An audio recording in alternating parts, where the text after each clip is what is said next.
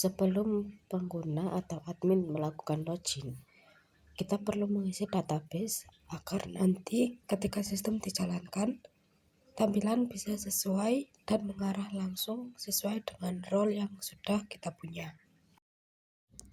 Kemudian saya akan membuat isi dari database dari tabel user. Kode insert berikut digunakan untuk menambahkan data baru ke dalam tabel user. Pada bagian depan dituliskan nama kolom yang akan diisi, yaitu ID, username, password, dan role. Setelah itu bagian values berisi nilai yang dimasukkan ke masing-masing kolom.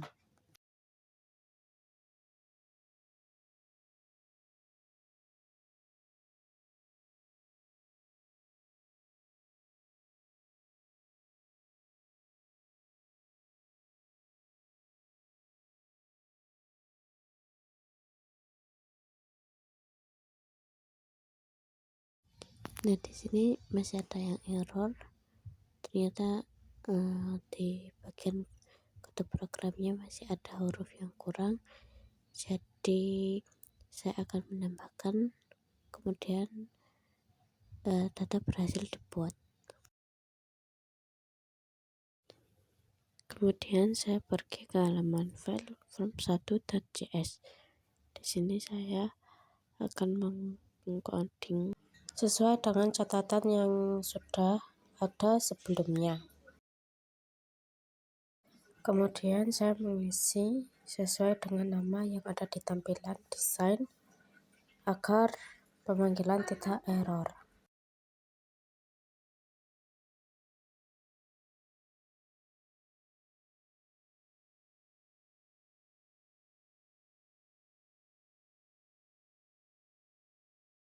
Kemudian untuk pemanggilan nama filenya jangan sampai salah, karena itu dapat mempengaruhi proses berjalannya aplikasi. Nah, karena ini sudah selesai codingannya, sekarang saya akan mencoba menjalankan aplikasinya. Nah, di sini saya sudah mengisi sesuai dengan data yang ada dari database, tapi tidak bisa karena execute reader itu hanya cocok dipakai saat kita mengambil data dari database. Jadi kalau digunakan untuk menambah, menghapus, atau mengedit data, biasanya akan error. Solusinya saya akan menggunakan execute dan query untuk perintah selain mengambil data dan pakai execute reader hanya ketika memang ingin membaca data dari tabel. Nah, sudah, sekarang saya akan mencobanya lagi. Nah, di sini skemanya itu saya ingin ketika memasukkan username dan password admin hanya bisa ke halaman login, dan nanti akan langsung diarahkan ke dashboard admin atau tampilan admin. Dan ketika kami atau pelanggan memasukkan username selain punya admin, maka dia harus registrasi terlebih dahulu. Nah, di sini masih belum bisa seperti itu. Jadi di sini saya akan mengubah beberapa codingan saya agar sesuai dengan skema yang sudah ada di bayangan saya.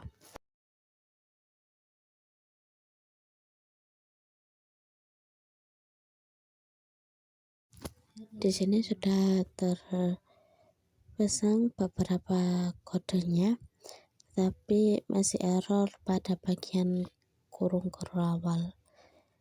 Di sini karena ini belum sesuai, jadi untuk ke bawahnya yang private void login click itu dia ikut error. Di sini saya masih membetulkan dan juga melihat catatan yang sudah ada dari kemarin untuk melihat juga salahnya ada di mana.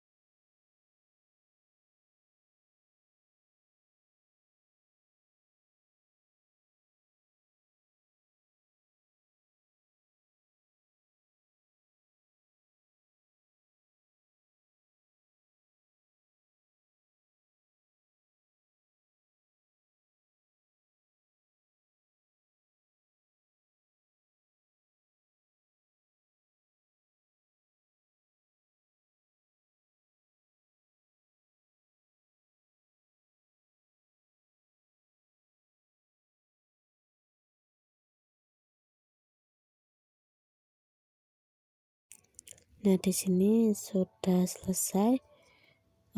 Sekarang saya akan mencoba menjalankan aplikasinya.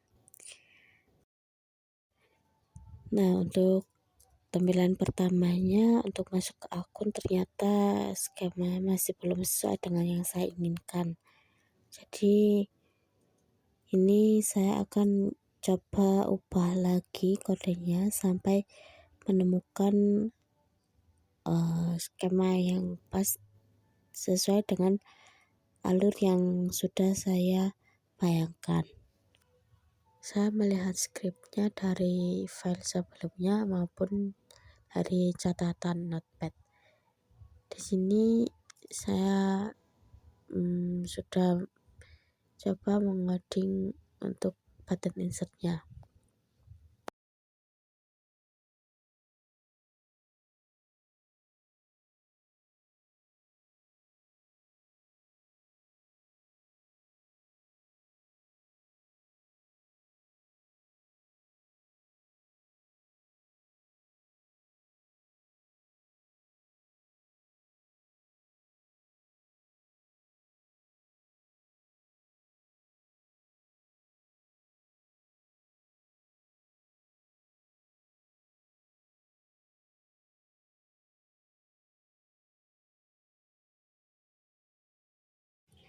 Nah, di sini masih banyak yang error, mungkin karena pemanggilan tidak sesuai.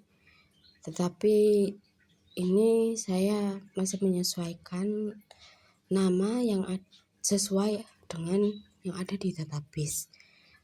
Seperti nama tabelnya, saya akan menyesuaikan dengan tabel yang ada di database.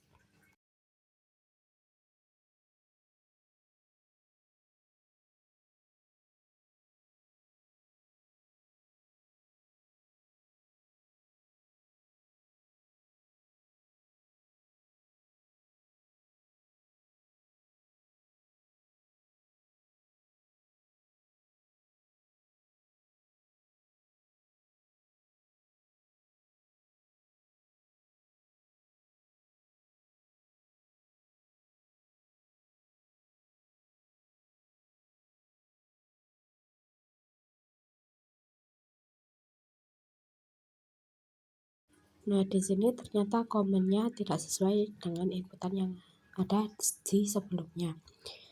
Saya sebelumnya memakai CMD bukan command. Jadi di sini saya akan menyesuaikan terlebih dahulu agar tidak error.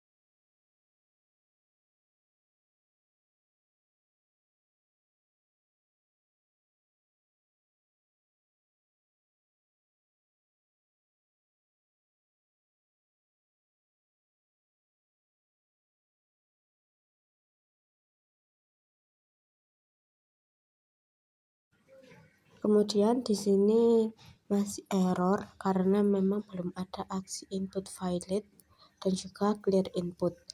Dan saya akan menambahkan aksi tersebut agar tidak error dan bisa membaca data.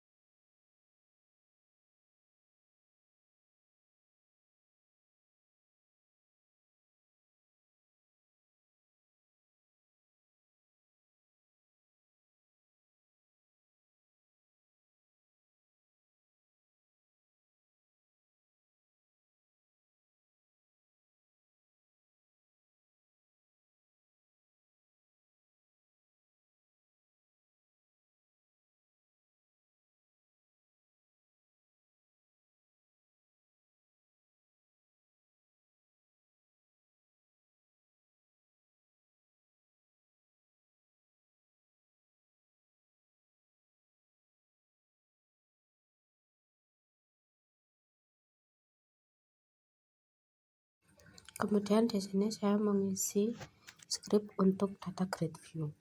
Nah, data grid view ini digunakan untuk menampilkan data yang sudah pelanggan atau admin input.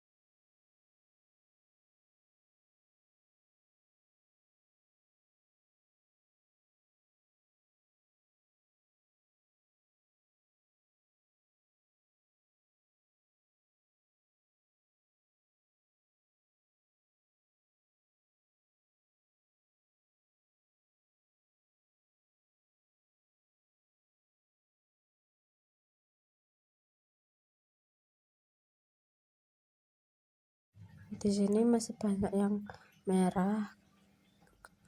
Kemudian saya akan mencocokkan dari catatan yang saya punya dan membenarkan script yang masih banyak merahnya. Nah, kemudian ini sudah selesai, tidak ada error lagi.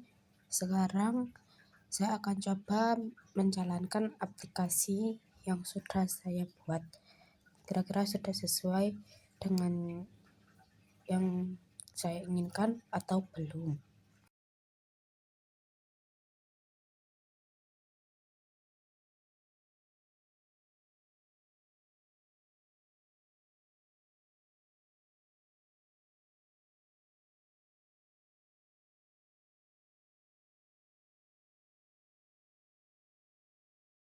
Di sini saya akan menjalankan tampilan login terlebih dahulu. Kira-kira ini sudah benar atau belum? Nah, kita login sebagai pelanggan yang melakukan registrasi. Ternyata untuk loginnya dia masih error. Di sini saya akan mencari terlebih dahulu codingan mana yang error. Saya akan mencari letak pemanggilan yang salah. Nah, di sini saya membenarkan dulu codingan yang ada di register dan juga mencocokkan dengan yang ada di database. Di sini saya mengecek database-nya terlebih dahulu karena masih gagal dan tidak mau terhubung dengan data yang ada di database.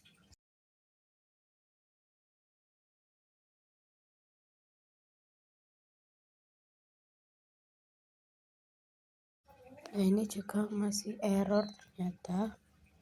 Sekarang saya akan coba sesuaikan terlebih dahulu tabel-tabel agar sama dengan yang ada di database.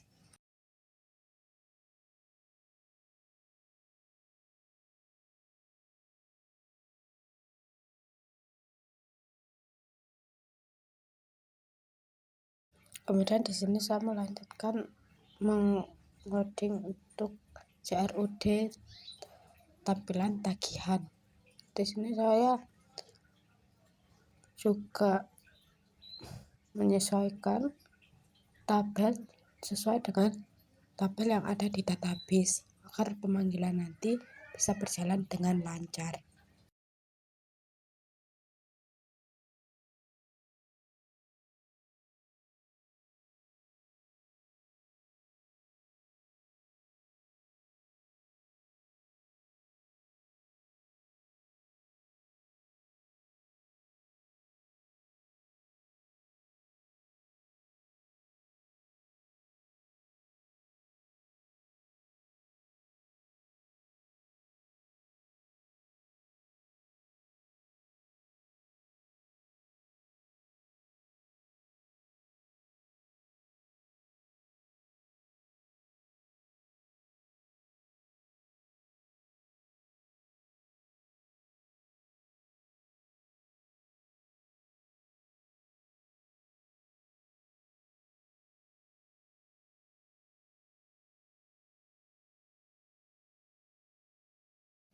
Di sini juga masih banyak yang error. Nah, di sini saya akan mencoba menambahkan aksi yang harus dipanggil nantinya agar tidak terjadi error.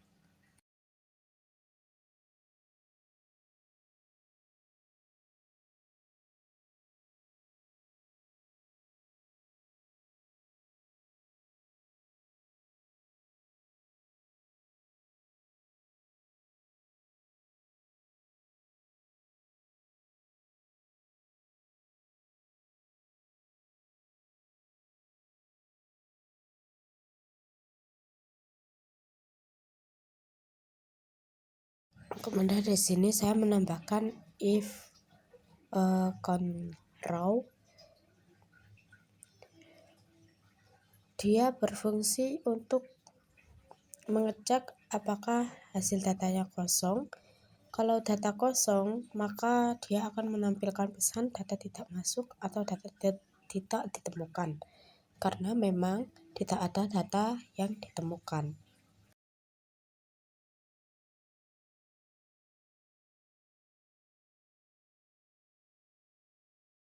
Nah, kodenya sudah selesai dibuat. Sekarang saya akan mencoba menjalankan apakah CRUD-nya sudah betul atau belum. Di sini saya akan login menggunakan user admin, kemudian akan arahkan ke tabel admin, ke tampilan admin. Nah, langsung saja kita ke tagihan, terus mengisi data yang sudah ada.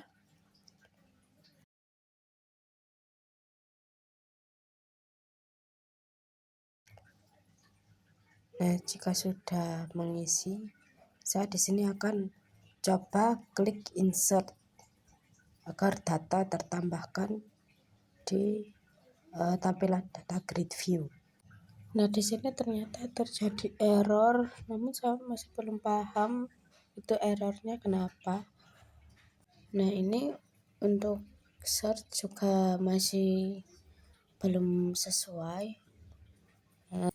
Nah, ini nanti akan saya coba selesaikan.